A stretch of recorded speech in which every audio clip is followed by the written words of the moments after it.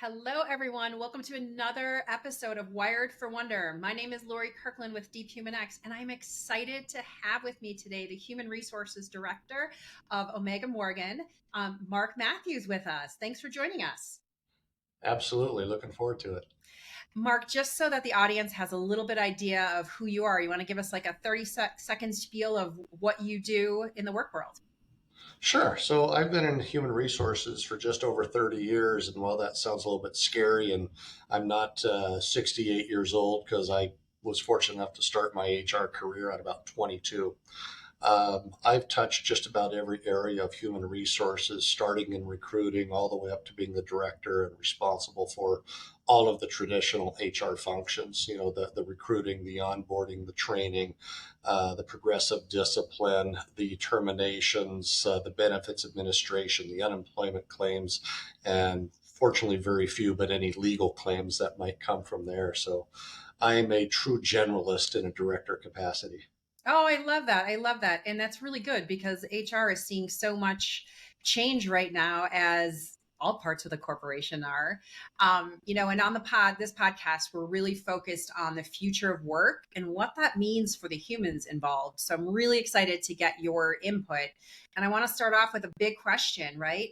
What are you seeing as the biggest challenges for people as you know in the world of AI is bringing in so many changes in general, but what are you seeing as some of the biggest challenges in the industry, your company? Really exploded in the last 3 to 4 years for my organization. But obviously, AI has been growing since well before that. But some of the things that we're seeing are almost on the negative side from the personal growth. We ask people, we're a blue collar organization. We ask them to submit a resume, and somebody will go out and just AI a resume, and it says insert name here, and then they type their name. It's like that's an AI generated resume. You're hearing about it in schools of people doing their term papers, and they're using AI. I think AI is a great tool to maybe get you 60, 70, 80% there. But I think we're losing some of those critical thinking skills that people need to have to really use AI to its fullest capacity, to use it as a springboard rather than a total solution. And so I think people, unfortunately, are sometimes lazy in that sense. No, the word lazy was coming up for me too, because I think that AI is, yeah, if you get to take the first answer that's given, it does do that faster, but it can be this powerful tool for thinking.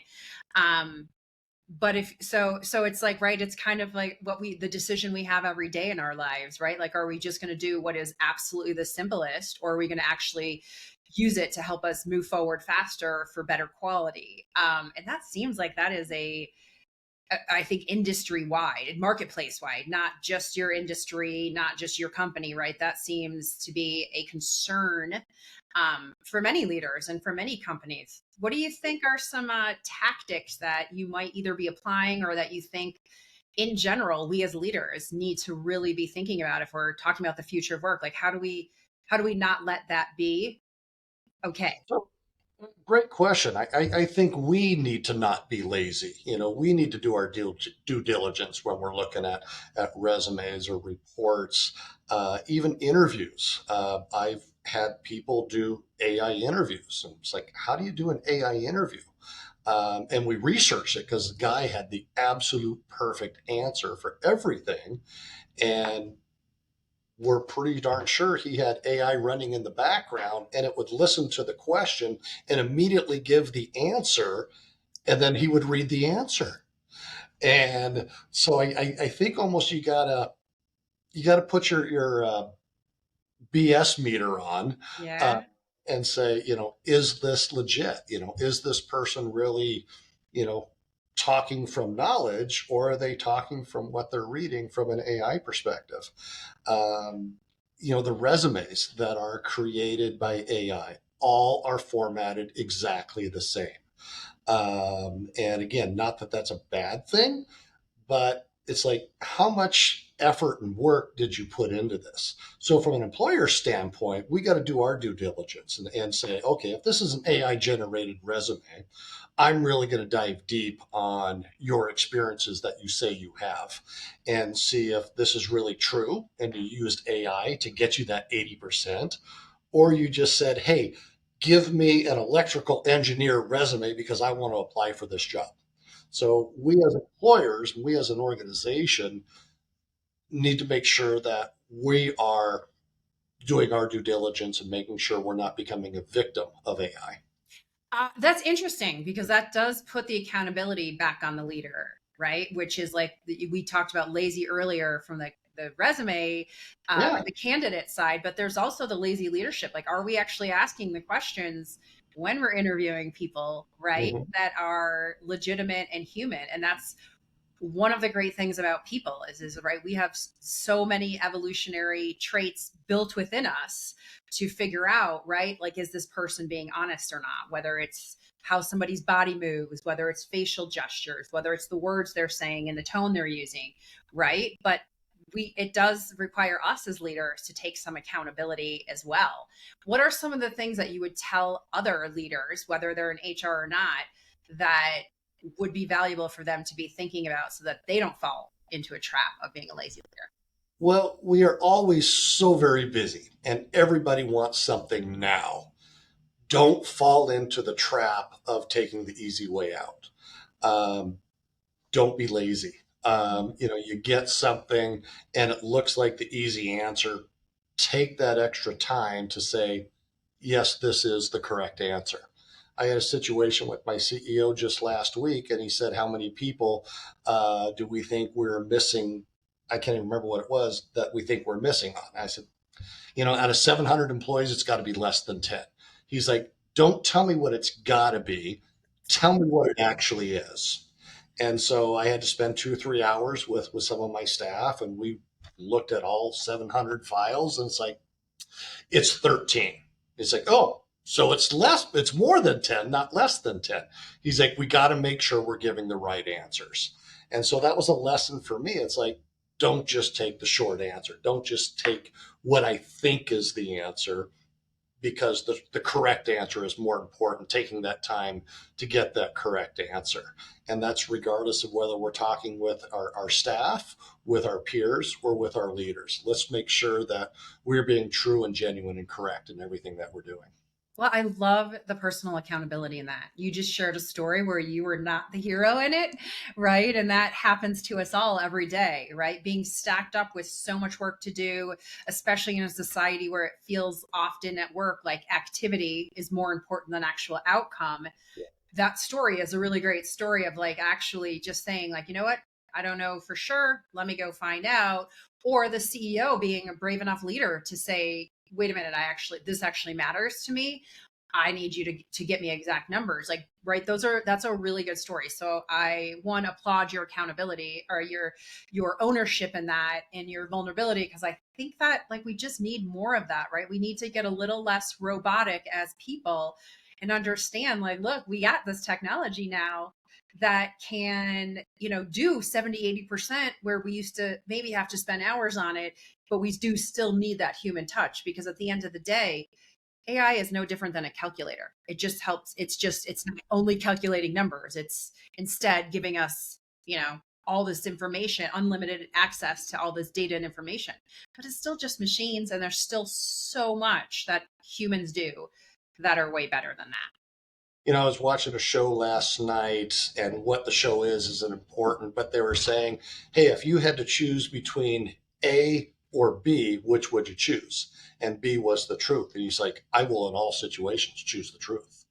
And I think that's kind of that same thing. It's like we need to, in all situations, give the truthful answer, even if that means I got to spend 3 hours doing some research rather than saying, I'm pretty sure it's less than 10.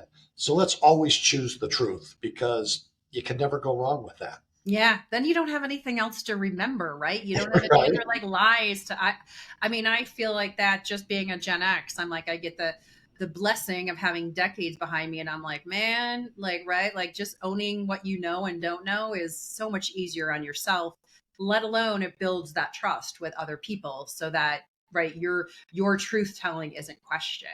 Right. And you're genuine. You're genuine, right? And that feels better. That feels better for me to be me, you to be you. Um, so that does bring up though, right? After the pandemic, right? It just feels like work isn't working quite like it used to. We all know we're in this time of change. Um, from your perspective, what do you think are some of the struggles that you're seeing from people? And that that not only your organization, but many organizations are facing in this time of change. Like, what are some things that might be new that really weren't a concern maybe 5, 10 years ago, but are like on the docket now that you didn't Yeah. think, that people should Well, be considering? yeah, there's obviously the work from home that so many people want to work from home. And a lot of those bigger organizations, the Microsoft, the Amazons, they're saying, we're done with that. We got the mandate. You have to come back to the office because we have better collaboration. We can think of new ideas on the spot. And I think there's a whole lot that goes along with that.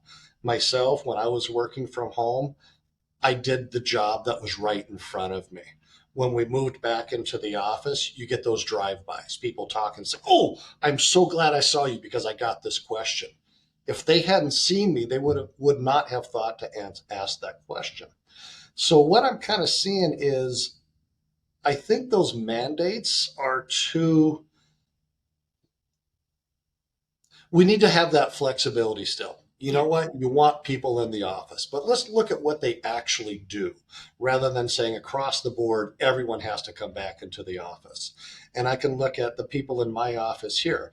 I've got two employees, not my employees, but two employees in different departments that don't work from the office. And our CEO says, no, we have a work in the office mandate. Well, these two employees just work from home on almost their own schedule. And one of them is in billing, and she will work until 11 o'clock at night. And we can actually see her work product that she's doing her job. And the CEO sees that. He's like, hey, we're billing like crazy. This is great. He doesn't care that she's not working from the office. The very next office, somebody says, oh, well, that person can work from home. So therefore, I can too. Her job is much more internally customer facing. And so we get people coming in and say, hey, where is so and so? It's like, if she's not in her office, I'm really not sure. It's like, I need to see her because she has the keys to this office and I need something out of that office. Or she's actually a purchasing person. It's like, hey, I need my phone set up or I need a new phone. We've got a new employee. We need to get them swag. If she's not around, we can't do that as effectively. So I think you need to look at it on a per position basis rather than these across the board mandates that it feels like some of those bigger companies are doing. You And my own CEO needs to relax his own mandate because we're also limiting the workforce that we can get. If we need an accountant, we can have an accountant do the job anywhere in the United States. But he is so focused on that person have to be in the office 5 days a week. We're missing some excellent candidates that can help move our company forward. like in one way, I'm so like annoyed by that conversation about the office setup because it feels like a power play, right? Like Yeah, absolutely. oftentimes, not, I have no clue who your CEO is, so not that, but in general, it feels like that. And I worked for a corporation that did do that. That was actually why I left the corporation. Is because I was like, I'm not going to drive 55 minutes each way, to give up time with my family, when I've never had a problem not working excess hours, right? Or being very productive. But I do think it leads to the question again around leadership. Like, leadership is, we are in a changing time. So what worked before, like, it made sense because everyone was used to coming in. But Yeah. like, let's be real, the entire world had time to figure out and sit and think about what they value. And what people value how they value their work life is not the same as it was before, No, not after at the all. pandemic as before.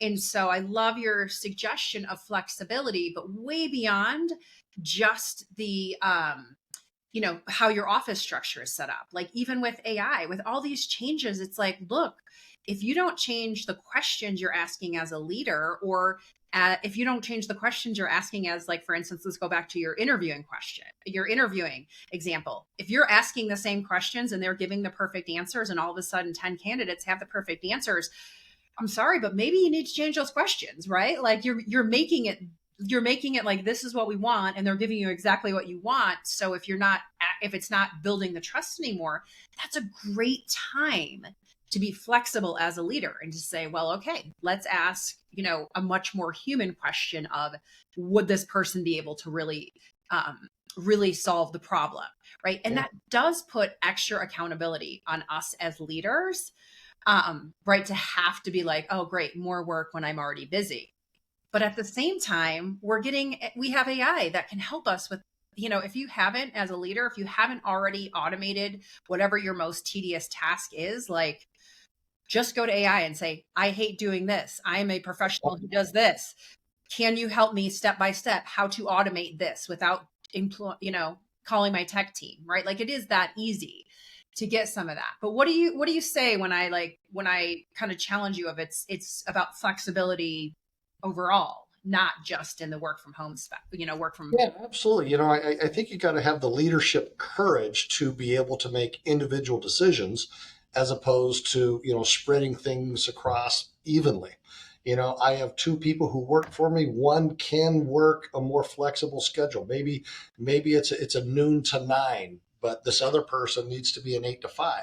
You got to look at it from what best suits the organization, but also taking into account, if I don't do that, am I limiting my workforce? So I think that leadership courage to be able to say, what I'm doing for you is different than this person, and it's okay. It's not that I'm treating people differently because of some Title VII thing. I'm doing what's best for the organization and our department. And I think some people have lost that a little bit because it's like, nope, we're gonna do this across the board. And I think you need to look at all of your policies like that.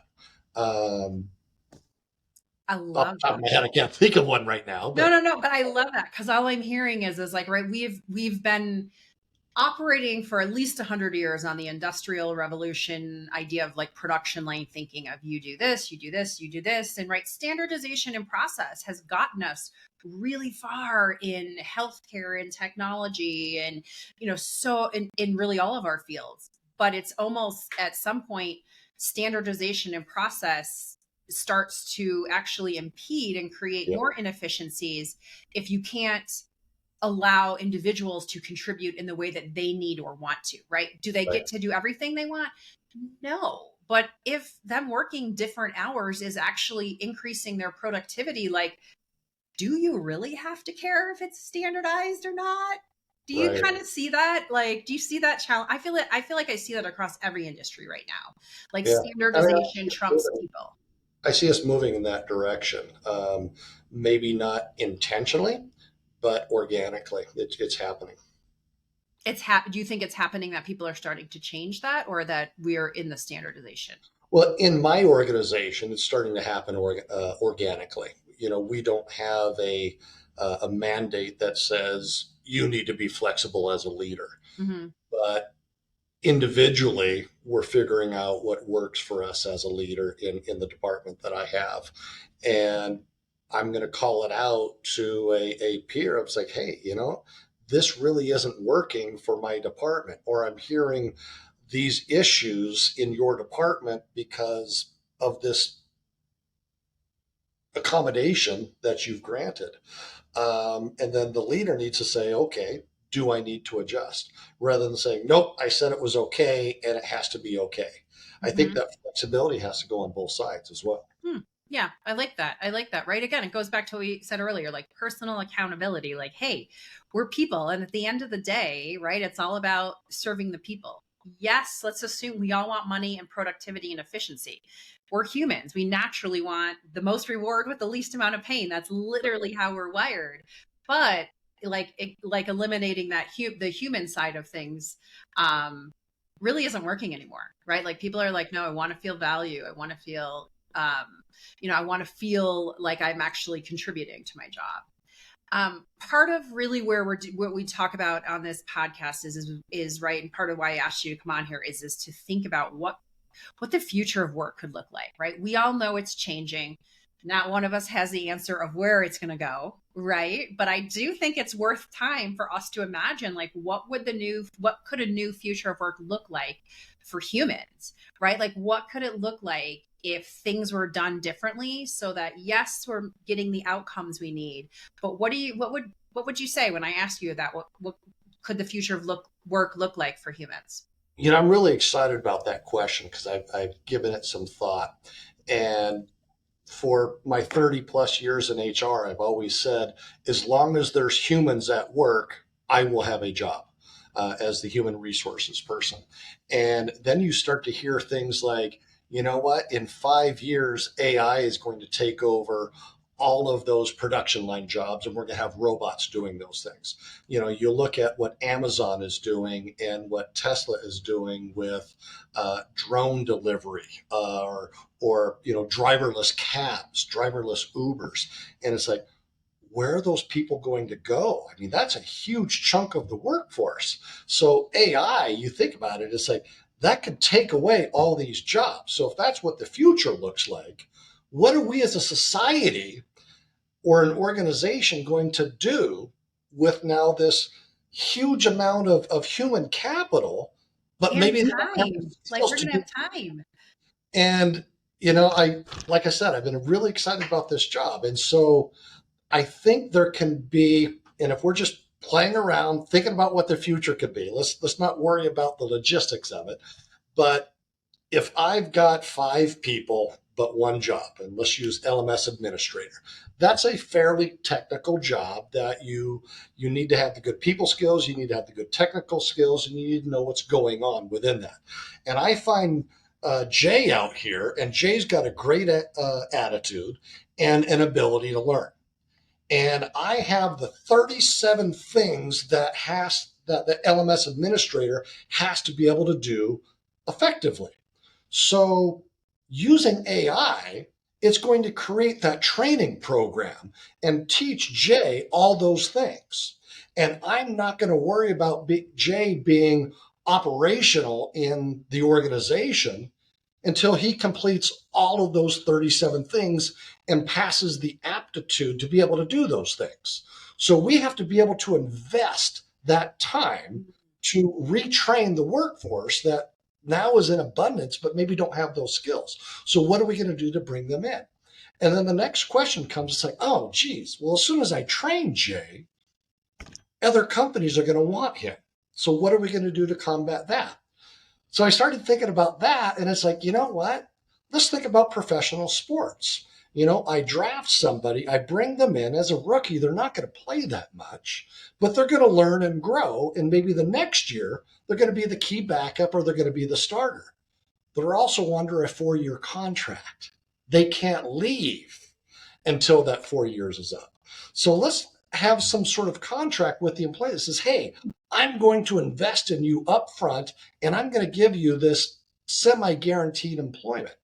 Maybe employment at will isn't as strong in the future as it is today. Ooh, I hadn't thought about that, right? Like honoring people's need for certainty and saying, hey, we understand that we are in a changing time. We'll commit to you for this. And you have to at the same time commit to Exactly. 1 year, 2 years, 4 years, whatever it might be, so that you do get that trade-off. Because let's be real, anyone who's ever managed a P&L knows the biggest cost center is always people, right? Yep. Whether it's your customers or employees, right? It's always the biggest. And so And then the that's an next interesting thought. the I next love problem that. is the cost of turnover. It's like, oh my gosh, you lose a salesperson. Well, you lose 5 times that person's salary in lost sales opportunities. So if we could say, I've got you for 3 years, 4 years, 5 years, then I don't have to worry about that cost of turnover anymore. Taking it a step further, you're now a free agent. you got to give me 3 months notice. So I can pull that next person in, train them for those 3 months using, hey, this person's got the great attitude. Let's plug them into this full on training program. And so at the end of those 3 months, they're ready to go. And then that free agent can go and do whatever they want to do. I love that. And you know what it did? It's working both. And this is where I feel like we sometimes forget. Like sometimes I feel like in corporations, we think it's all about the corporation. And it's like, no, the more we think about the people involved and how they can contribute and grow, that's all any of us want, right? Right. If we can align that with the organization goals, you're going to end up seeing a lot more so that when they become a free agent, they might be like, I am perfectly happy in this organization. Right, I right. actually don't want to change And because it's working for me the way it is. and I've got a career path because if the organization is growing, that's going to create more opportunities for me as an individual. Okay, so I have one final question for you because I think you are so fascinating and that really just sparked a lot of just inspiration in really thinking about that, about how balancing the importance of the human side as well as the organization. But you really did mention how um, how human skills are going to be different, right, in the future. What if you were to tell the audience and give them advice? What are three human skills you would tell leaders of the future, of tomorrow, to really be working on, because that's going to be what's going to be valuable as we go through a time of change? Yeah, so if we're using that model that I just described, I think there's two very, very important key things. One is the attitude. Hire for attitude, train for skills. Somebody told me that a long time ago, but in this future model, you have to have that attitude. The second thing is the ability to learn. Um, if you're bringing somebody in, they got a great attitude, but they're so stuck on what they've been doing before, and they don't have that ability to learn, then that model isn't going to work. So I think from an education standpoint, from pre-K all the way up through college, we need to be focusing on not the ability to memorize or regurgitate information that I'm giving you. Show me that you have the ability to learn and apply those critical thinking skills, because I think that is what is going to help us the most in the future. Because if AI is taking away all those lower level jobs, and I shouldn't say lower level, but that don't require as much human touch, we're going to have so many people available. We need to make sure that we are training them from the time they're 5 years old all the way up until they graduate high school or graduate college or whatever that is, the ability to learn. Because I think that's one of the most critical things that we have to have in the future. Oh, I love that. And I love that you brought in education into it, because this is way more than a corporate problem, right? This is a societal problem It of like, is, we got absolutely. some mindset shifts to change because nobody knows where we're going. And the one thing we do know is that everything we've known, right? We are just in a time of change, right? And so some of the things we know are no longer useful. So every one of us better be learning, better be, finding curiosity in whatever way we can so that we're building that critical Yeah. thinking muscle. I love that. And that's Mark, not just the human capital, that's us as leaders. We have to have the ability to learn so that we can grow and adapt as the next 10, 15, 20 years comes up. it's Because no it's going longer to just a change. pointing finger down saying you need to do this. Like Absolutely. everybody has to be Absolutely. accountable. I love that. I love that. Well, I absolutely love my conversation with you. If anyone who's listening wants to connect with you, where should we send them? So I've got a LinkedIn account, Mark Matthews, two T's in Matthews, and I'd love to connect with you. Awesome. Well, thank you everyone for listening. Thanks for being on the show, Mark, and everyone have a great day.